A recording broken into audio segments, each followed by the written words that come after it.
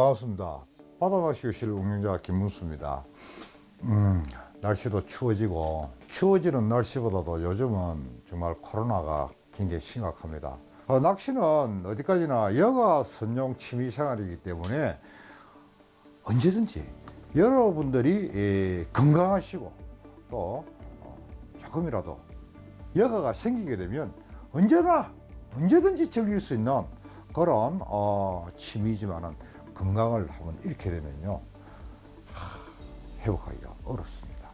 아무리 재미있는 낚시라 할지라도 그림에 떡일 수밖에 없는 것이 바로 요즘 현실이지 않나라고 생각이 들어요. 이번 시간은요 그렇죠, 저번 시간에 이어서 김문수의 전용 낚시 델타 조법, 델타 낚시 방법이라는 그 주제를 가지고 시간을 가져볼까 그래요. 주제가 델타 낚시 방법. 낚시를 빼버리니까 델타 방법 좀 이상하다. 델타 조법. 조법은 그죠,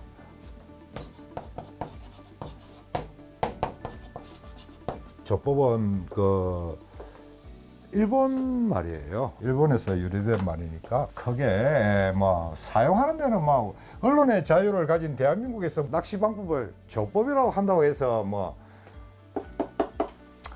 나무랄 사람이 있겠습니까? 넘어가겠습니다. 델타 조법은 무릇 전유동 낚시뿐만 아니라 반유동 낚시에서도요 상당히 알게 모르게 많이 사용되고 있습니다만은 사용자가 그것을 델타 조법이라는 것을 알고 사용하고 있는 사람이 많이 없다라고 이렇게 저는 생각하고 있습니다. 아마 여러분께서도 사용하고 있는 그 낚시 방법, 지금 현재 낚시하고 있는 방법이 아마 델타 조법이지 않나라고 생각이 드는데요. 이 델타 낚시 방법은 더더욱이 밀지낚시에서는 꽃으로 할 수 있는 낚시 방법이에요. 진행, 가장 중요한 부분이 진행이에요. 진행을 줄 수 있는데, 진행을 이렇게 얘기하려고 그러면요 이 안에서 서로 상호간에 복잡하게 얽혀져 있는 문제를 야기시켜야 될 그런 이유가 생깁니다.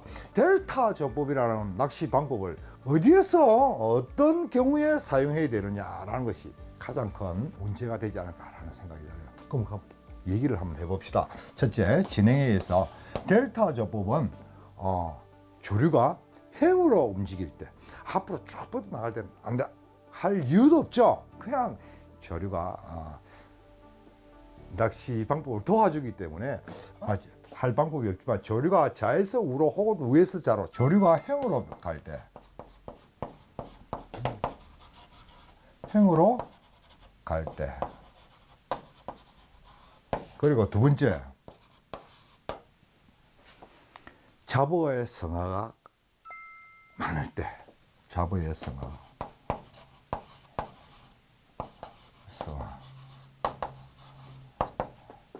이 두 가지를 대표적으로 들 수 있는데, 물론 이 두 가지뿐만 아니라 여기서 또 복잡하게 또 분류를 해본다고, 카테고리를 연결해 본다 그러면요, 수심이 깊을 때, 이거는 부가적입니다. 수심이 깊을 때 이렇게 들 수가 있습니다. 그러나 가장 큰 것은 조류가 행으로 갈 때와 잡어의 성화가 많을 때가 대표적으로 들 수가 있습니다. 이런 경우에 조류가 낚시에 영향을 끼치는 영향이 뭐냐? 조류가 낚시에 미치는 영향. 대단한 거예요. 대단한 거. 이 조류는요, 우리가 사용하고 있는 크릴 혹은 뭐 물론 살아있는 생미끼도 있겠지만은 거의 죽어있는 새우 이런 것을 많이 사용합니다. 물론 살아있는 새우를 사용하더라도 어떨 때는 물속에서 오래 사용하다 담가놓게 되면 익사해버리고, 민물새우는 익사해버립니다. 그렇게 하는데, 조류는요 죽어있는 미끼를 죽은 미끼에 생명을 넣어줍니다. 생명을 넣어준다. 넣어준다. 죽어있는 미끼에 생명을 불어넣어준다. 그래서 이런 말을 많이 해요. 조류가 다 안 가니까, 조류가 안 가니까 오늘 입질을 못 받았다. 조류가 조금만 이래 밀어줬으면 물고기가 낚아서 내 미끼를 습석 물 수도 있었을 텐데, 조류가 가지 않으니까 입질을 받지 못했다, 이런 얘기를 들어왔죠. 그것은 조류가 나의 자신의 채비를 움직여 가면서 마치 이 미끼를 살아있는 생명체인 양 이렇게 움직여 주기 때문에 조류가 갈 때 입질이 쳤다라는 것은 부정할 수가 없습니다만은, 이제 여러분들은 델타 낚시 방법에 들어오게 되면요, 조류 움직이는 거하고는 관계없이 낚시를 하셔야 합니다. 조류가 갈 때도 낚시가 해야 되고, 조류가 안 갈 때도 낚시를 해야 합니다. 예를 들어서 만약에 여러분께서 직장 생활을 하는데 토요일, 일요일 쉽니다. 그래서 토요일, 일요일 쉬는데 그냥 쉬는 날마다 낚시를 갈 수 있는 경우는 거의 없을 거예요. 왜? 첫째, 우천, 비가 오거나 바람이 분다. 우천이 방해할 수가 있고, 두 번째, 가사. 집에서 여보 오늘 친정에 가야 되는데, 혹은 내지는 시가집에 부모님 만나러 가야 되는데 하는 가사. 그리고 또 자신이 컨디션, 이렇게 저렇게 따져보면요, 정말 낚시 갈 수 있는 횟수가 많지는 않아요. 그런 식으로 낚시를 하기 때문에, 바쁜 일 중에서 하기 때문에 물때 맞추고 날씨 좋은 날, 그래서 삼박자라고 그러죠. 삼박자, 날씨가 좋아야 되고, 파도가 없고 바람도 안 불고 구름도 안 끼고 참 날씨가 좋아야 돼. 그렇죠? 첫 번째. 두 번째, 물때가 맞아야 되고, 내가 가게 되면 들물이 내가 물고기가 탁 채비만 나면 탁 물 수 있는 물고기가. 세 번째, 뭐가 있을까요? 세 번째, 물고기가 물어줘야 돼. 나 당근만 물어야 돼. 그런 거 입질. 이렇게 삼박자가 맞아질 때가 없어요. 거의 없습니다. 이런 상황이기 때문에 조류가 갈 때 입질을 받는다. 이것은 이제 탈피를 해야 됩니다. 탈피를 하고, 조류가 안 가도 낚시를 할 수 있는 기술을 가져야 되고, 조류가 안 간다고 해서 그곳에 물고기가 없는 것은 아니에요. 물고기 있었어요. 있는데 다만 이제 먹이 활동이 완만하지가 않다. 왜? 미끼가, 죽은 미끼에 생명이 안 들어가잖아요. 조류가 없으니까. 여러분, 지금까지 제가 말씀드린 설명한 데에 준하면, 그래서 잘 물지를 않습니다. 그래서 여러분들은 조류가 안 가도 낚시를 해도, 낚시 방법 그런 것을 스스로 익혀 들어가야 됩니다. 그래야만이 어디서 자신이 여가가 나게 되면 언제든지 낚시를 가게 되면 물고기와 상대를 할 수 있는 그런 테크닉, 기술을, 낚시 기술을 스스로 만들어 들어가야 돼요. 그래서 조류가, 지금은 조류가 행으로 갈 때라는 얘기에서 조류 얘기가 잠시 언급되었는데, 그것을 참고로 해 주시면 좋겠습니다. 제가 그림으로 그래서 풀어보면서 조류 행으로 갈 때 어떻게 낚시를 하는지, 잡어가 성화가 많을 때 어떻게 하는 것이 효율적인지를 여러분과 함께 얘기를 해보도록 하겠습니다.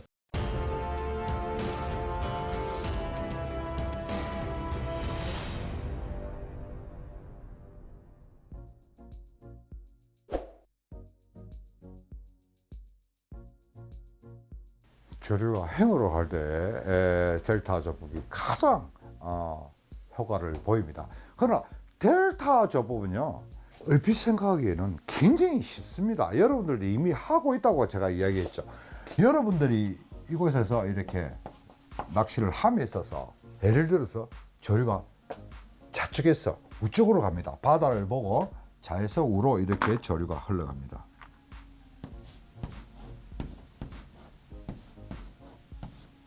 이렇게 조류가 행으로 갈 때 자에서 우로 갑니다. 우로 갈 때 밑밥을 한 곳에 줘야 되는 거죠. 밑밥이 들어가는 곳.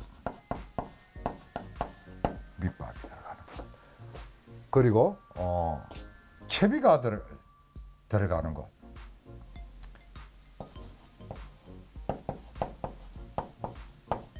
채비가 들어가는 곳. 그리고 입질을 받을 수 있는 것. 히트. 입질을 받을 수 있는 것. 이렇게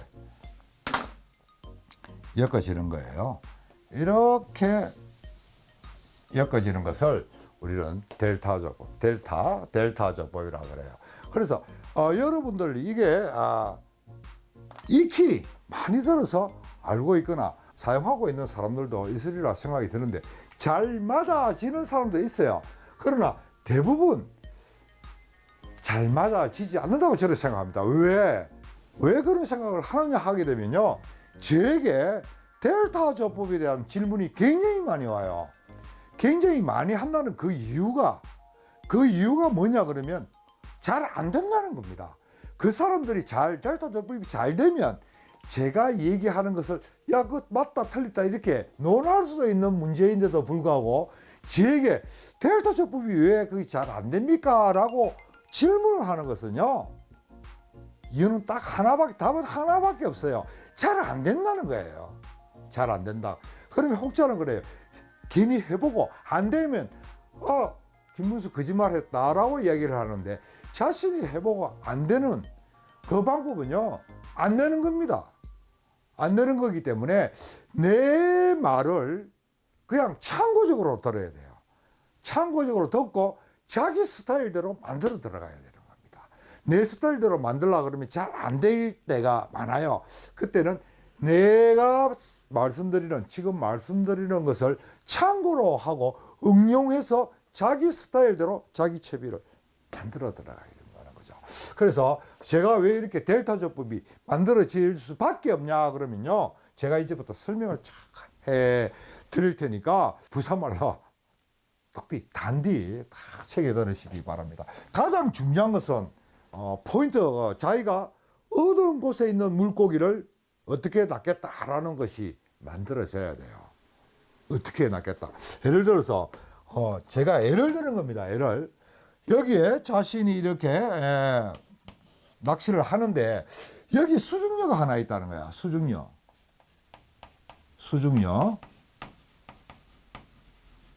수중녀가 있어요. 지금 예를 드는 겁니다. 지금 시뮬레이션을 여러분과 함께 제가 같이 하는 겁니다.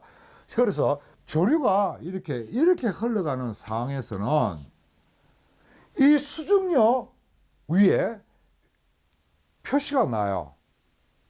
수중녀가 눈에 안 보여도 수중녀 위에는 이렇게 기름을 푸르는 듯이 물의 융화가 다르게 보입니다. 그러니까 옆부분에 이렇게 흘러가는 비늘 파도가 막 일어나는 그 물 표면과 달리 이곳은 아주 유유하게 흘러가는 것이 보여요. 이 느낌이 똑똑히 들으십시오. 굉장히 100만 불짜리 강의입니다. 여러분들은 이런 거 어디서 이런 얘기를 들어볼 수가 없어요. 제가 살아있기 때문에 말씀을 드리는 겁니다. 이것을 못 느끼시면요, 여러분들이 낚시를 가셔서 비늘 파도가 막 일어나는 곳에 자신이 가져간 밑밥 주걱으로 밑밥을 한 몇 번 던져 보십시오. 밑밥이 떨어진 곳은 그 파장으로 인해서 아주 유하게 비늘 파도가 일어나지가 않아요. 아시겠습니까? 그래서 그렇게 파장이 옆 주변의 수면의 파장과 다르게 일어나는 곳은 아래에 반드시 뭐가 있습니다. 수중여가 이렇게 있다 그러면요, 조류가 이렇게 흘러갈 때 조류가 빠르게 되면 여기 부딪혀 쳐올라 버려요. 위에 물은 그냥 지나가겠죠. 위에 물도 역시 이 쳐올라오는 반전조류의 유속은 제가 말씀드렸지 않습니까? 약 3배가 강해요. 약 3배로 강합니다. 그래서 쳐오릅니다. 팍 쳐오를 때 여러분이 조경지대가 나중에 또 말씀드리겠지만 조경지대가 왜 멀리 갔다가 가까이 왔다 하느냐 그러면요. 부딪히는 조류의 세기에 따라서 그 넓이가 넓어졌다 좁아졌다 하는 거거든요. 그게 여기서는 좀 이래 갯바위 지형이 조금 이상해서 좀 넓어지다 그거 아니에요. 작용 반작용에 의해서 그렇게 발생이 되는 겁니다. 그래서 이렇게 쳐오를 때 이 일방적으로 흘러가는 조류도 이렇게 움직여요. 이렇게 여로 인해서 수중력 이 조그마한 여로 하나에서 여기서 조류가 쳐오르는 이 반전조류에 영향을 입어서 이곳으로 올라가는 흘러가는 조류는 이렇게 움직인다는 거예요. 그게 수면을 보게 되면 전부 다 이 비를 붙고 막 일어나는데 한 곳은 이렇게 아무것도 일어나지 않는 듯한 이렇게 이런 그 현상이 생긴다는 거예요. 그러면 이거 이렇게 생기는 아래에는 반드시 뭔가 있다. 수중료가 있는데 조류가 빠르면 이렇게 생기는 그 훨씬 뒤에 수중료가 있을 것이고 그렇잖아요. 이렇게 쳐올라는 이렇게 되는 것이 조류가 빠르니까 좀 떠내려가서 여기서 이렇게 생길 것이고 조류가 늦게 되면 조류가 완만하게 되면 바로 수중료 위에서 이런 현상이 생긴다는 겁니다. 그리고 더더욱 수심이 얕은 곳은 완벽하게 드러나요. 어느 정도 얕은 5m 정도만 돼도 완벽하게 드러납니다. 저게 보면 물 표면이 좀 이상하지. 저기는 아주 좀 점잖지. 옆에는 막 날카로운데 저기는 유유하지. 그 저쪽에도 그렇고 이쪽에도 그렇고 두 군데가 그렇지. 저 밑에는 여가 있는 거야. 저기 여가 있다고요? 그렇지. 흐름을 끊어버리는 여가 있는 거야. 그래서 일방적인 흐름은 전부 다 바짝바짝 이렇게 가는데 저만 이상하게 역류를 하잖아. 저 역류거든. 저 여가 있는 거야. 알겠나? 예. 나는 내 나름대로 하우스라 그래. 하우스라 그러는데 저게 물이 빠를 때는 용성이 생겨. 근데 지금 물이 완만하니까 지금 하우스가 생기는 거야. 원점으로 돌아가면 이 수중류가 있으면 조류의 흐름은 이렇게 흘러가는 조류에서는 수중류를 이렇게 옆으로 행으로 가는 건 이렇게 비켜갑니다. 그 위에 물은 이렇게 넘어가겠죠. 그러면 여기에는 이렇게 또 비켜온 조류를 이렇게 해서 또 어느 순간 이렇게 만나져요. 이것을 우리가 델타 지점 혹은 합수물이라고 우리가 얘기를 합니다. 이것은 조류의 움직임이 없어요. 물고기는 어디에 있느냐? 이곳에 있다는 거예요. 이곳에 물고기 있어요. 조류를 아무리 조류가 빠른 곳에서 물고기 감성돔 낚시를 할 수도 있다 하지만 사실 빠른 조류를 좋아하는 물고기는 제비꼬리 생선 말고는 좋아하는 물고기 아무도 없어요. 그러니까 부시리, 방어, 삼치 이런 그 애들은 안 움직이면 안 되니까 전갱이 고등어 이런 녀석들은 막 조류를 좋아하겠지만은 돈가에 해당되는 애들은요 사실 참돔도 게으른 편이에요. 그래서 요곳에 있다가 이렇게 먹이가 떠내려오게 되면 여기서 있는 물고기가 싹 나왔다가 물고는 조류를 따라 떠내려가서는 다시 이곳에 들어온다는 거예요. 그게 물고기의 습성입니다. 여러분들은 마찬가지예요. 우리 인간들도 마찬가지예요. 바람이 많이 불면요 추워라 이래 기대해 있어요. 그런데 예를 들어서 우리가 막 뻥튀기라든지 이러면 날라오십시오 먹고 싶으면 탁 묶어놓고 이거 추워라 다시 들어가서 먹어요. 똑같아. 김문수의 감성돔 낚시 이래 방법론에 보게 되면 여기 방법론을 한번 볼까요? 자신이 물속에 논이는 물고기가 되어라 라고 이렇게 몇 조 명인가 내가 모르겠다 하여튼 있어요. 제가 그 집필할 때 해놨는데 사람이나 동물이나 똑같아요. 그래서 그런 그 습성 때문에 항상 조류가 없는 조용한 곳에 물고기가 이렇게 모여가 있습니다. 그래서 이곳에서 여러분이 낚시할 때 이곳에 수중료가 있다고 가상을 하게 되면 이곳에 조류가 이렇게 비키고 이렇게 날아갈 때 이곳에 이래 물고기가 있다고 제가 말씀을 드렸습니다.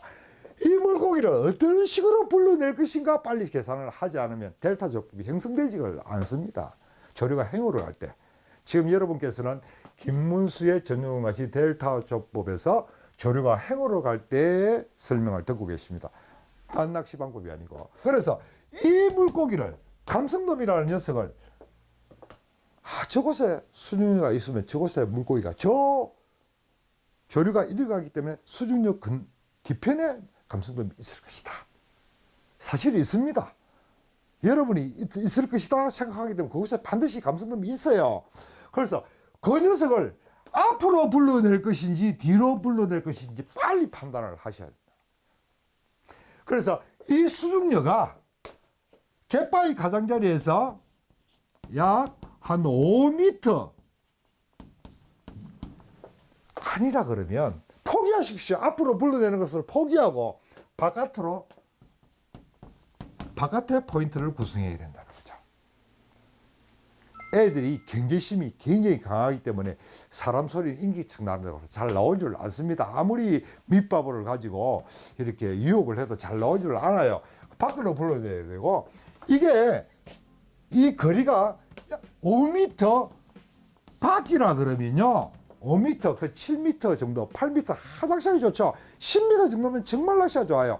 여러분들, 우리가 저부력 전용 낚시, 제가 하는 전용 낚시 에리아가 25m입니다.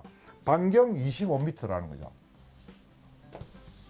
여기까지 25m, 여기까지 25m, 이 25m. 25m를 넘어가니까 안 되더라고요. 왜? 어떻게 안 돼? 할 수도 있지만 제가 컨트롤이 안 되더라는 거예요. 그러니까 죽어있는 미끼에 생명을 불러넣을 수가 없더라는 얘기입니다. 그래서 25m 반경을 에리아를 둔다 그러면 10m 정도 포인트를 잡는 것이 가장 좋아요. 가장 좋습니다. 그래서 이곳에 수중류가 있다 그러면 한 7, 8m, 이곳을 밖으로 불러내야 되겠다. 5m 앞에 있으니까 밖으로 붙으려면 이곳에 포인트를 잡자. 포인트를 잡는다는 이유는 여기서 입질을 받자라는 거예요. 그러니까 수중류보다 너무 많이 떨어지면 고기가 안 나옵니다. 물고기가 안 나와요. 수중류에 거의 가까이 가서 입질을 하게끔 하자.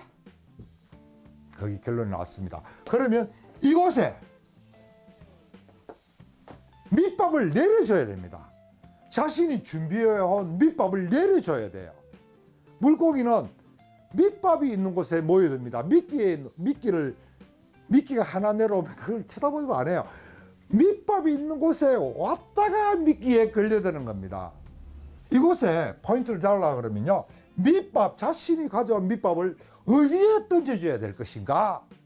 어디에 던져야만이 착수되어서 흐르는 조류를 따라 내가 원하는 지점에 밑밥이 도착할 것인가? 를 계산하지 않으면 델타 조법이 되지 않습니다. 어렵죠? 많이 어려워요. 너무 어렵다고요? 그러면 조금 머리를 식히고 5분간 쉬었다 할게요. 피싱 TV